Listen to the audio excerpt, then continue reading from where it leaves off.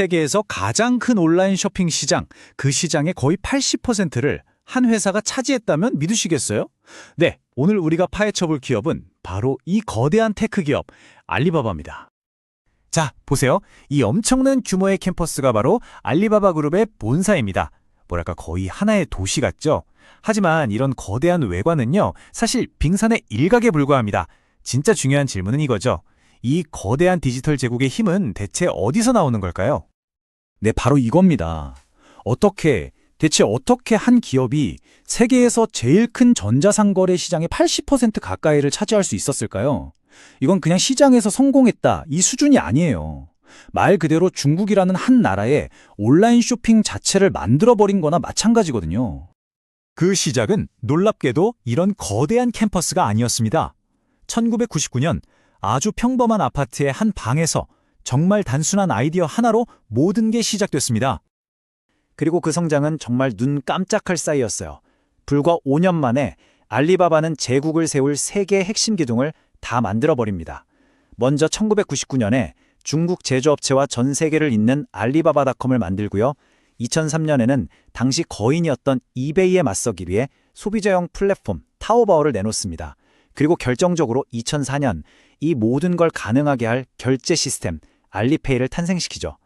이게 그냥 이것저것 사업을 확장한 게 아니라 정말 치밀하게 계획된 한 편의 드라마 같았어요. 그 결과가 어땠을까요? 이 그래프를 보면 바로 알 수 있습니다. 2021년에 알리바바 혼자서 중국 온라인 시장의 거의 절반, 47%를 차지했어요. 2등, 3등 다 합친 것보다도 훨씬 크죠? 이건 그냥 시장을 이끌었다는 표현으로는 부족해요.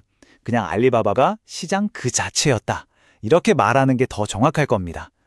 자, 그런데 알리바바가 진짜 무서운 이유는 단순히 물건을 많이 팔아서가 아니에요. 바로 이 생태계라는 걸 만들었기 때문입니다. 한번 들어오면 절대 빠져나갈 수 없는 그런 거대한 시스템을요. 그리고 그 생태계의 가장 중심에는요, 바로 신뢰라는 아주 근본적인 문제가 있었습니다. 생각해보세요. 그 당시 중국은 신용카드를 쓰는 사람이 거의 없었어요. 온라인으로 물건을 사는데 판매자를 어떻게 믿고 돈을 먼저 보내겠어요. 이 신뢰의 문제를 해결하지 못하면 온라인 쇼핑은 불가능했죠. 바로 그때 알리바바가 내놓은 해답이 알리페이였습니다. 이게 어떻게 작동하냐면요, 정말 기가 막히게 간단해요. 구매자가 돈을 내면 그 돈이 판매자한테 바로 가는 게 아니라 알리페이가 중간에서 딱 가지고 있어요. 그리고 판매자가 물건을 보내고 구매자가 내 물건 잘 받았습니다 하고 확인 버튼을 눌러주면 그때서야 알리페이가 판매자한테 돈을 주는 거죠. 이 간단한 에스크로 시스템 하나가 말 그대로 게임을 바꿔버렸습니다. 판매자와 구매자 양쪽의 불안감을 싹 없애주니까요.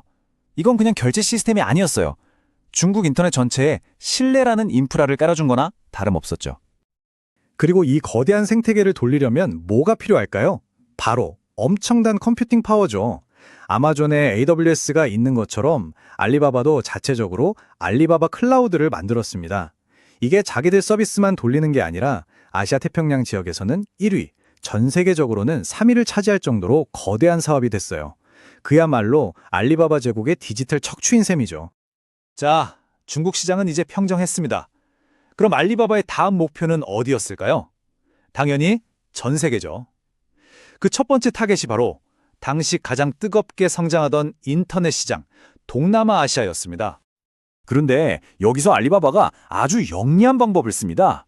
처음부터 맨 땅에 헤딩하는 대신 이미 동남아 시장을 꽉 잡고 있던 라자다라는 회사를 인수해버린 거죠.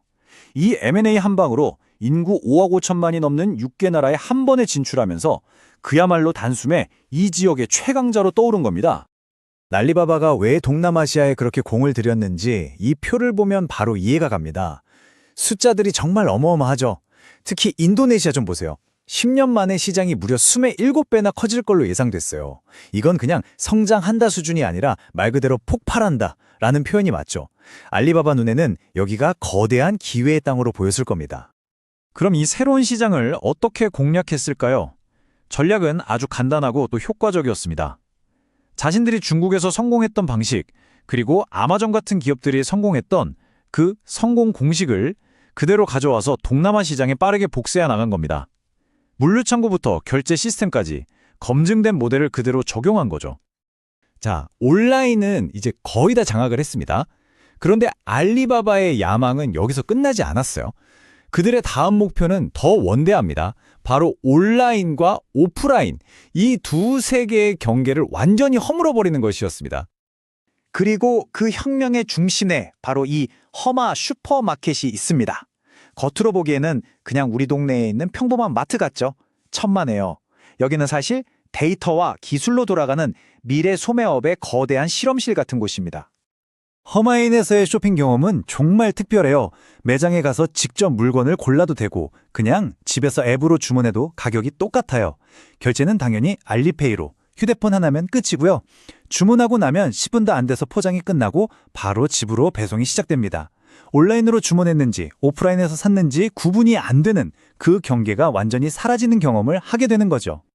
이들이 내세우는 약속이 바로 이겁니다. 30분 안에 신선식품 배송. 매장에서 반경 3km 안에만 살면 이게 가능해요.